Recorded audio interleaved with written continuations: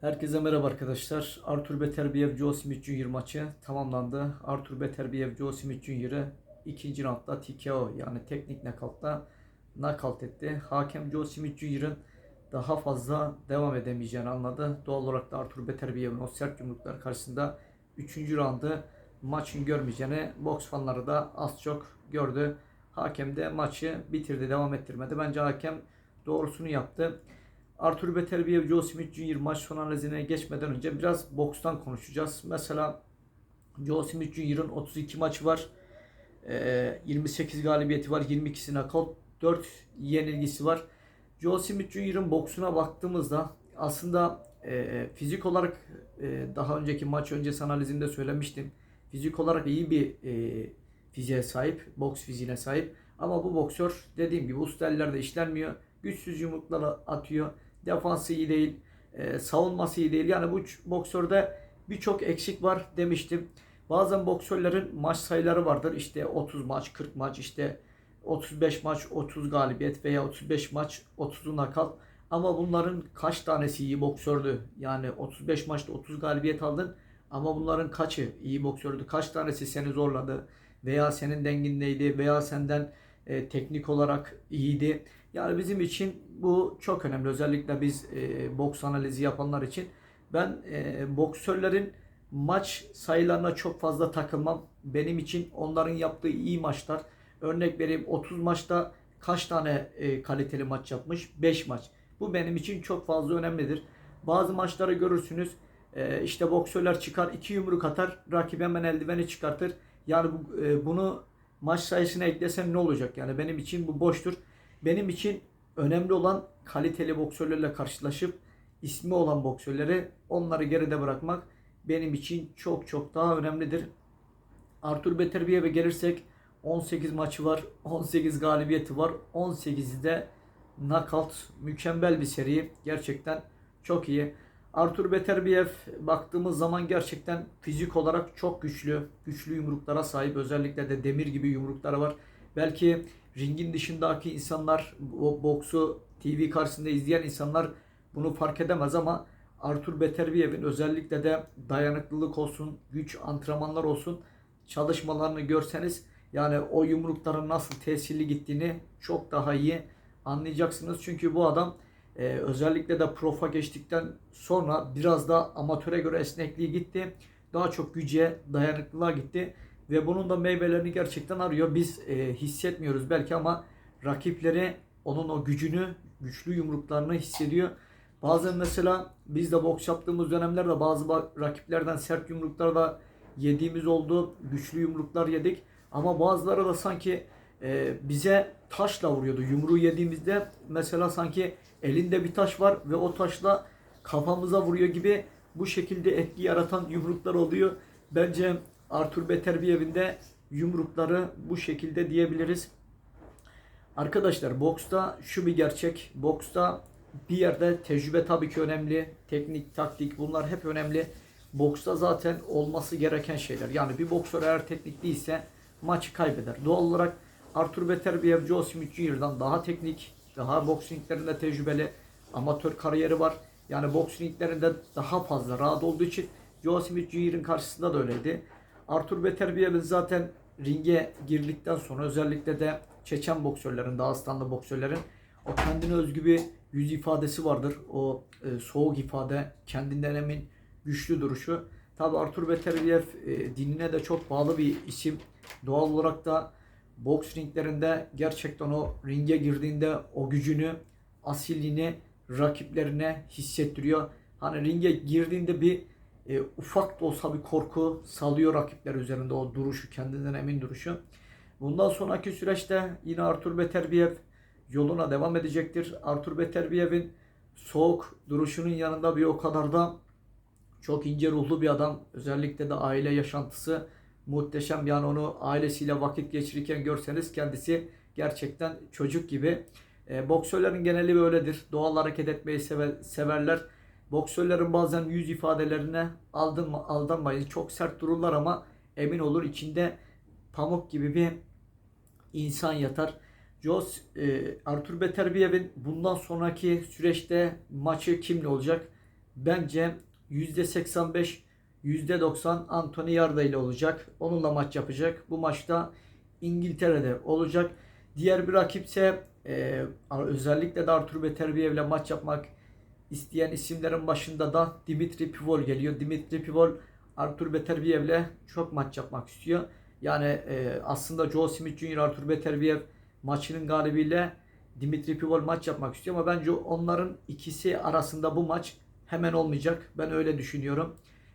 Bir özellikle de Dimitri Pivol Canelo Alvarez maçını tamamlasın. Sonrasında Artur Beterbiev ile elinde sonunda karşılaşacak. Çünkü ikisi de Rusya temsilcisi. Bence bu maç hemen olmayacak ama olursa da çok güzel, efsane bir maç olacak ikisi arasında. Artur Beterbiev Anthony Yarda'yı yenebilir mi? Bence Artur Beterbiev için Anthony Yarda kolay bir rakip. Ben Artur Beterbiev'in Anthony Yarda'yı da rahat geçeceğini düşünüyorum. Onun için zorlu rakip Dimitri Pivol. Dimitri Pivol engeline takılabilir mi Artur Beterbiev? Bence takılabilir. Dimitri Pivol'ün en büyük özelliği mesafeyi çok iyi ayarlayan, zamanlaması muhteşem. İyi savunma yapıyor. Rakibine iyi kilitleniyor. Aynı Artur Beterbiev gibi. Artur Beterbiev Dimitri Pivol maçı %50-%50. İki boksörün de farklı özellikleri var. İki boksör de ringde rakibine iyi kilitlenen, güçlü yumruklar vuran, ikisinin de zamanlaması iyi. Görerek vuran ve güçlü defans olan iki boksör. Yani bu boksörlerin hani Beterbiev kazanacak dersek Dimitri Pivol'ü işte göz ardı edemeyiz. Çünkü onun da özellikleri, onun da amatör geçmişi var. Artur Beterbiev'in var. Bu maç %50-%50 harika bir maç olacak. Kim daha iyi dersine çalışırsa, kim daha iyi bir performansla boks ringine gelirse bu maçı o kazanacak. Artur Beterbiev bundan sonraki süreçte yoluna emin adımlarla gidecek. Yine aynı şekilde Dimitri Pivol.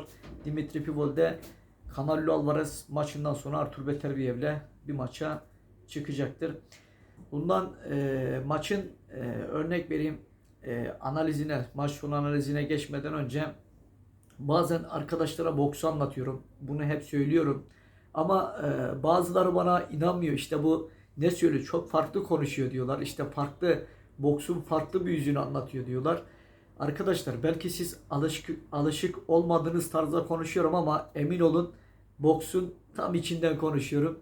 Mesela ne demiştim Joe Smith Jr. ile ilgili? Tekniği zayıf demiştim. Çok fazla ayakları iyi değil. Çok fazla yumruk alıyor. Çok fazla açık veriyor. Yumrukları güçsüz. Yani Artur Beterbiev rahat geçeceğini düşünüyorum demiştim. %75, %80 ve yine de öyle oldu. Çünkü görebiliyorum bir boksör savunması yoksa, bir boksörde teknik zayıfsa bir yerlere gelmiş olabilir, kemer almış olabilir. Bunlar normal yani Amerikalıysan, İngiltere adına dövüşüyorsan kemerin olur yani olmama şansı %0 ben size onu söyleyeyim. Bir şekilde Amerika'da boks yapanlar yani destekleniyor bir şekilde yavaş yavaş yukarı çıkartılıyor ve ona bir şekilde eline bir ünvan veriliyor. Bir isim yaptırılıyor ona. O orada ne kadar kalıyor? İşte iyi bir boksörün karşısına çıkana kadar örnek vereyim Artur Beterbiev, örnek Canelo veya Dimitri Pivol veya diğer boksörler. Bundan sonraki süreçte boksörlere bakacağız. Artur Beterbiev neler yapacak? Aynı şekilde Dimitri Pivol, Joe Smith Jr. Bence Joe Smith Jr. yine bundan sonraki süreçte boksuna devam edecek ama yine yenilgiler alacağını düşünüyorum bu boksta. Mutlaka ve mutlaka maç öncesi analizimde söylediğim gibi usta ellerde işlenmesi gerekiyor. Boksunda revizyona gitmesi gerekiyor. Yani Artur Beterbiev maç için şunu söylemiştim. Eğer ki bu maçı Joe Smith Jr. alırsa sürpriz yapar demiştim. Yoksa kolay kolay Artur Beterbiev'den bu maçı alamaz demiştim. Yine Robeisy Ramirez maçı. Robeisy Ramirez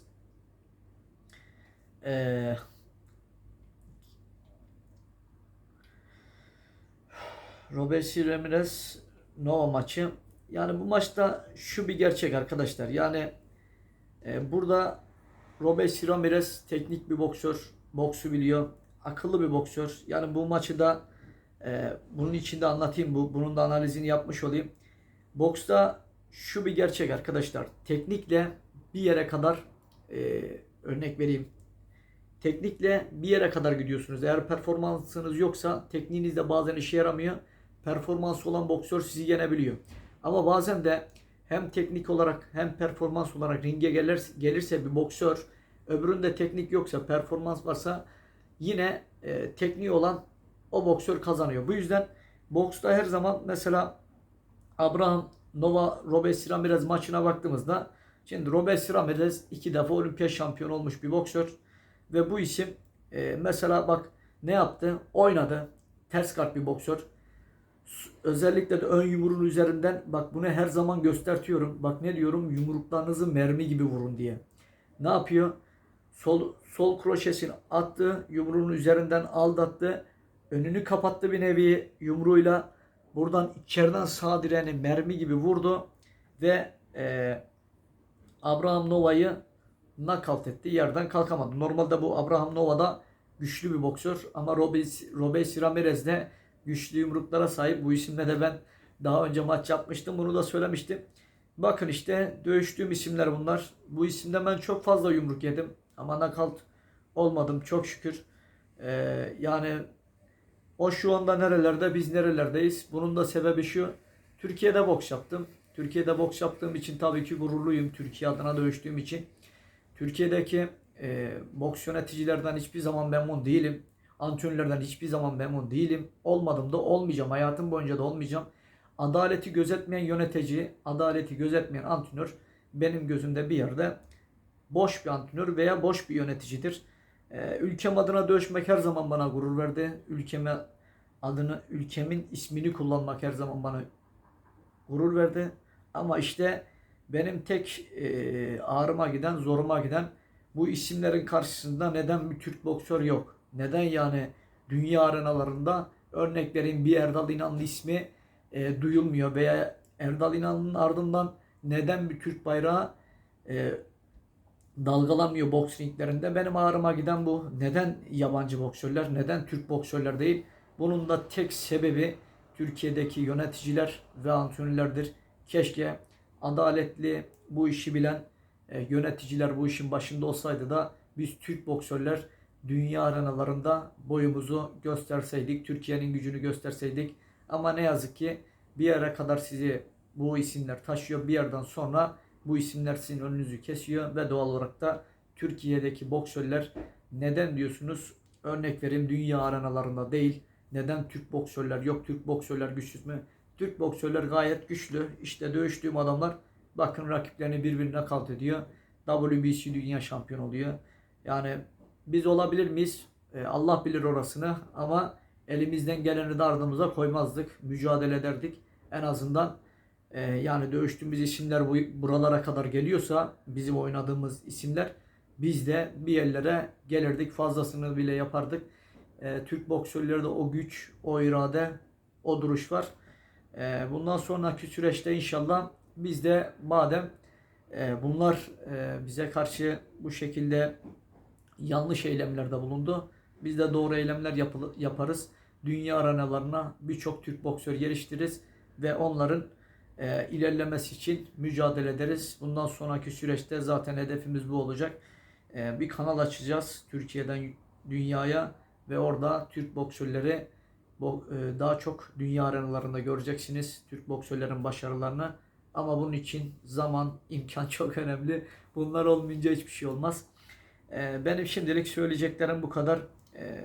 Bu bir Robert Ramirez yine devam edecektir. Çünkü bu isim boksu iyi bilen, teknik bir boksör, zeki bir boksör. Onun boksunu çok iyi biliyorum. Nasıl dövüştüğünü iyi biliyorum. Yine Artur Beterbiev de öyle.